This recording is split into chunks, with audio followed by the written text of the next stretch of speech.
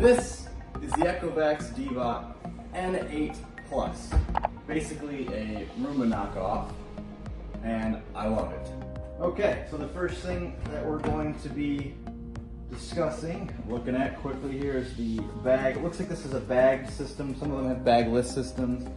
I think I would have preferred if it was bagless, but that's what you get. The price is good. This company is fantastic to work with. I had a smaller, I got started on them by buying one of their smaller vacuums probably 6-7 years ago for 70 bucks on Woot.com. It kept getting stuck under my table. I emailed them and said, hey, is there a lower version you can give me?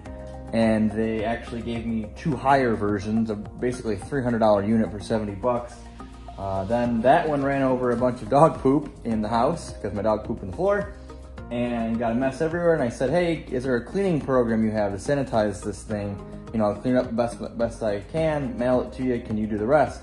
And they said, nope. And they just sent me a brand new one, clean and everything. I don't even think they asked me to send the old one back. I think I tossed it because it had some issues. But anyway, here's the base. You can hear my dog clacking around in the back. There he is. Looks pretty sturdy, very sturdy.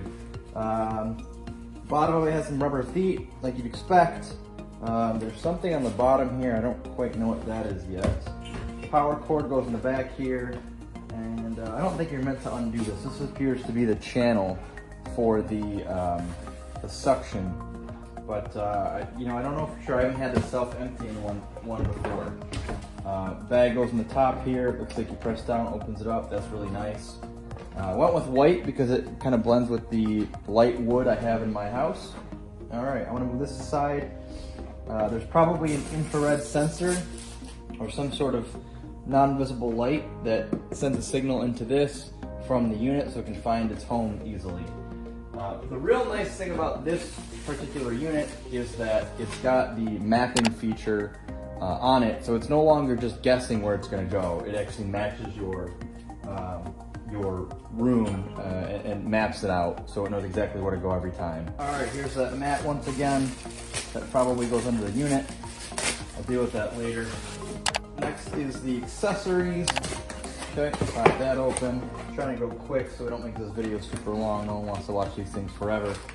This is the mopping pads. They're disposable, but they saturate with water, and they're in here. Let's take a look at one real quick. I believe they go on the back of the unit. Yep, here they are, right there. Just kind of simple cloth. The lower version, there's 2 of them actually, that I have has this capability where it fills this area with, well actually this one's a little different, it looks like. So I would imagine this gets saturated and then brushes along the ground, and this probably is an additional or different type of cover for it. Probably a replacement. You know, it doesn't seem like it would do a great job mopping, but it does. You know, it's definitely not a replacement for a full-on mop. Whereas I think the vacuuming on these things actually do a better job than an actual vacuum cleaner. Power cable, pretty standard, black, sturdy. Looks like it's about 6 to 8 feet long. Another bag replacement for the actual the base there. Your standard owner's manual. Sorry, the supplier's declaration of conformity is on the back of that. I don't know if that's the owner's manual or not. Probably not that important. These just appear to be, oh, here we go. Here are the brushes, green and red. I would imagine that they match up with the ports on the actual unit here. I love these things. They work really well to kind of get to the corners of stuff. Pretty easily to replace. Yep, so everything that says on here, it was in there, we're good to go. Next thing, this is the main units, the reason why I bought the thing. Love this packaging. You know, they use very minimal plastic. There's some foam in here. I don't know if this is the recyclable kind of foam or not. It's not the white styrofoam looking stuff. It might be reusable. Wow, this is a big boy. Nice and thin though. I'm a little worried it might get caught under my coffee table because I've got a very low bar on my coffee table. But at first, let's get everything out of the box here first. This is a very, you know, everybody's kind of copying the whole Apple packaging theme in the last 15, 20 years. Everything's kind of really, really over-engineered, but because of that, it makes our the weight and the ability to stack products in shipping freight and big trucks pretty good. So they're no different. They've really got it down pat here. All right, let's pull this out. There's some protective film here. Exposes the top nicely. I'm really impressed so far. They've really, you know, I'm not sure that we need all of this covered, all this stuff to be covered. It's nice, kind of waste of plastic, but it really helps against scratches before you get it. You know, I think the white unit is going to show some wear and tear, so we're going to have to be careful of that compared to the black unit. You know, worst case scenario, if it gets disgusting, I can probably spray paint the thing and cover the sensors up. All right, so this thing is, this is the top of it, which exposes the dustbin. So I guess if you want to empty it periodically, you can. There's a filter in here, shows you how to clean it. This really hasn't changed much from the old units. Okay, so here we are with the dustbin here, pretty standard. This is a cleaning brush for the actual brush in the bottom here. I don't tend to use this part very often. What I really do love that they have in here now is the right here. You can see it's kind of like a seatbelt cutter looking thing. That's actually for hair when it gets into the unit here, which is fantastic. I have one unit that does not have that included in here, and this is a really nice addition in it. Everything else appears to be pretty standard on the robot vacuum, except for one huge upgrade. This true mapping technology, they call it. Of course, it's kind of odd that it has to say it emblazoned on the top here, true mapping, but what this really is a form of LiDAR or radar that the cars have in them nowadays.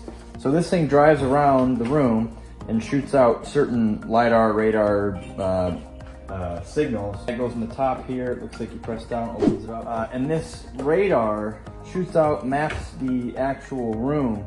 It's really nice because it kind of changes the way that the robot operates. It used to be when these first came out 25 years ago.